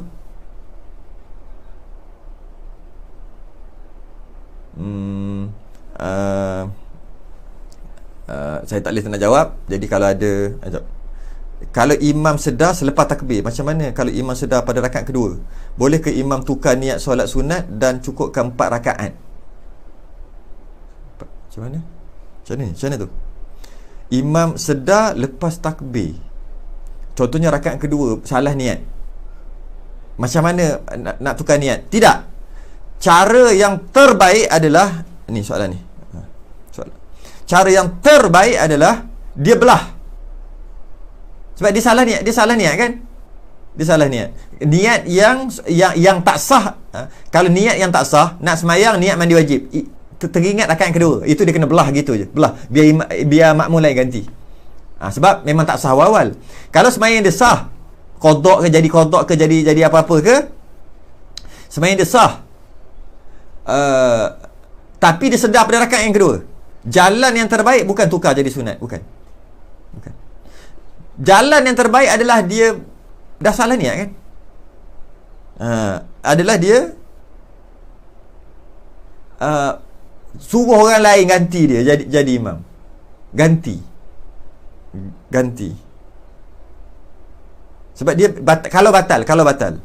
Tapi boleh ke imam tukar niat solat sunat dan cukupkan 4 rakaat? Kalau dari segi hukum boleh. Sebab orang sembahyang dia boleh tukar niat daripada fardu kepada sunat. Boleh. Jadi imam nak tukar boleh. Kalau nak settle macam tu boleh. Boleh. Jalan terbaik biar orang lain ganti. Tapi kalau dia nak buat gitu boleh. Diharuskan, dibenarkan. Baguslah soalan ni. Saya tak pernah terfikir pun. Solat sunat tasbih boleh dipisahkan ke? Contoh sebelum tidur buat 2, tengah malam nanti buat lagi 2. Dia boleh buat 2 tu waktu malam. Jadi janji malam bolehlah. Bolehlah. Tak ada masalah. Janji malam tu cukup 300 tasbih. Maksudnya 4 rakaat lah 2. Janji malam. Siang sama juga. Siang dengan siang. Nak buat masa yang asing pun tak apa. Janji malam dengan malam, sembahyang kali pertama malam, kali kedua malam. Janji gitu. Sembahyang kali pertama malam, kali kedua malam. Malam yang samalah. Sembahyang 2 rakaat siang dan 2 rakaat lagi siang juga. Tak apa, boleh dibenarkan. Cuma sunat je. Lepas 2 rakaat terus 2 rakaat tasbih tu. Tapi pastinya waktu siang atau malam tadi kena cukupkan 300 tasbih tu lah yang subhanallah alhamdulillah tu.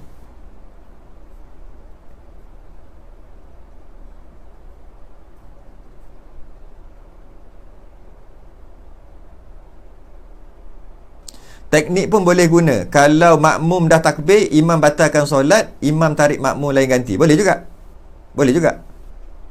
gitu. Tapi itulah takut tak ada je lah. Tak ada yang ni lah.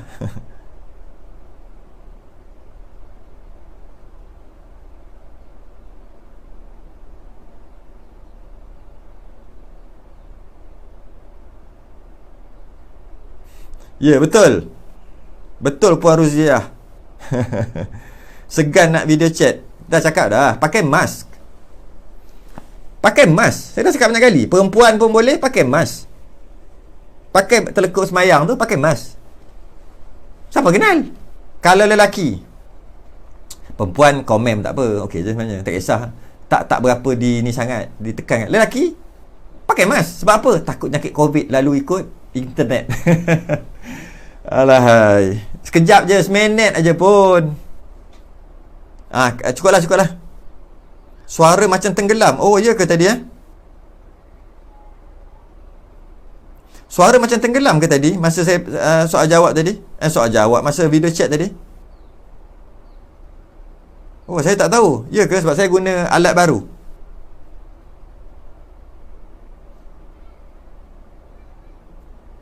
Seorang tolong bagi tahu. Betul ke?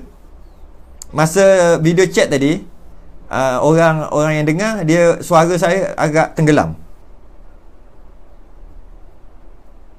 Is it right?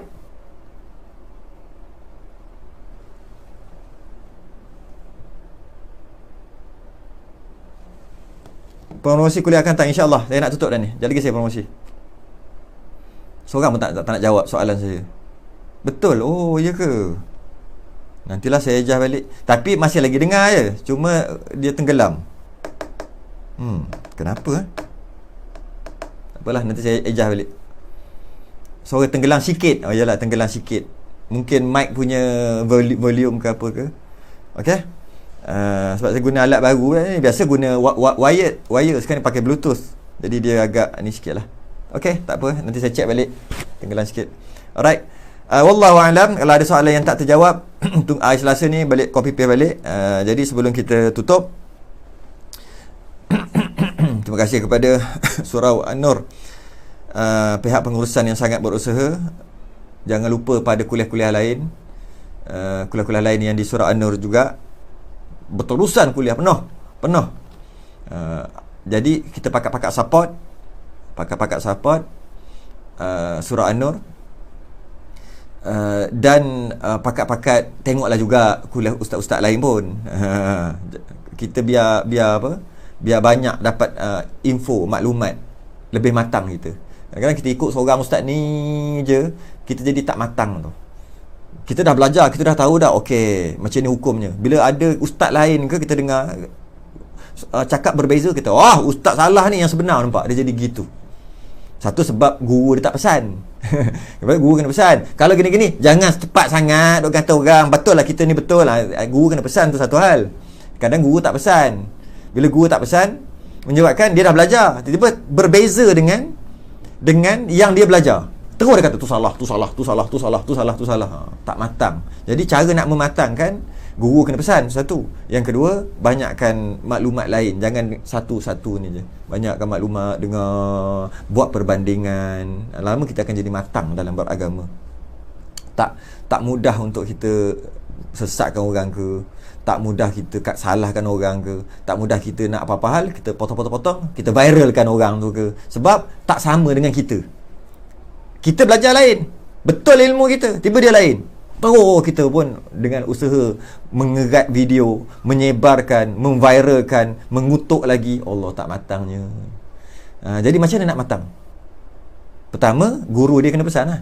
Sabar. Kalau berbeza dengan pendapat kita, ada cara. Pertama, sabar dulu. Tentang memang ada pendapat lain. Tentang awak tak jumpa lagi. Orang lain dah jumpa, awak yang tak jumpa ke awak dah semua? Kena pandai-pandai pesan. Yang kedua, kena, dengan banyaknya guru dalam masalah yang sama ya. Bukan guru, ni guru PK, ni guru tauhid, ni guru tasawuf. Bukan gitu. Tu bukan maksud banyak gitu. Maksud bab tu, bab apa? Bab wuduk.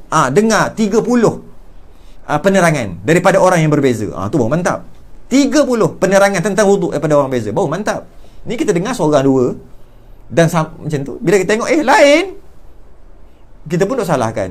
Sanggup kita potong-potong viral-viral. Tak matang. Perbuatan itu tidak matang. Jadi macam mana nak matang? Banyakkan, luaskan pengetahuan kita tentang satu-satu perkara.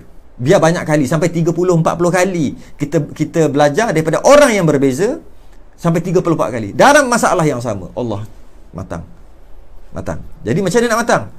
Banyakkan apa dia panggil? Banyakkan dengar kuliah, banyakkan daripada orang yang berbeza. Antaranya adalah di surau An-Nur. Antaranya malam ni Ustaz Fawaz Makjan pukul Maghrib malam ni. 2 hari bulan Maghrib Ustaz Naim Sa'adun. 3 hari bulan Maghrib Ustaz Jafri Mahmud. 4 hari bulan Maghrib baca Yasin. 5 hari bulan Maghrib Profesor Dr. Muhammad Suki. 6 hari bulan subuh 6.40 Ustaz Sabran Jamil. 6 hari bulan juga lepas asar 5.30 Dr. Roslan Muhammad. 6 hari bulan juga kuliah Maghrib Ustaz Izmir. 9 hari bulan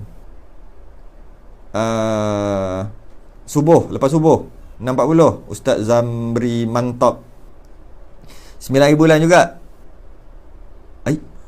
9 bulan hari Ahad saya lah ya. Minggu depan saya hari waktu yang sama. Terkejut tengok nama sendiri. Malam, maksudnya 9 hari bulan kuliah Maghrib Ustaz Iqbal Zain. Mana saya nak tengok ni? Tengoklah di channel, platform, page Surau An-Nur Fasa 3A Seremban Selatan. Mudah-mudahan ada manfaat. Kalau tak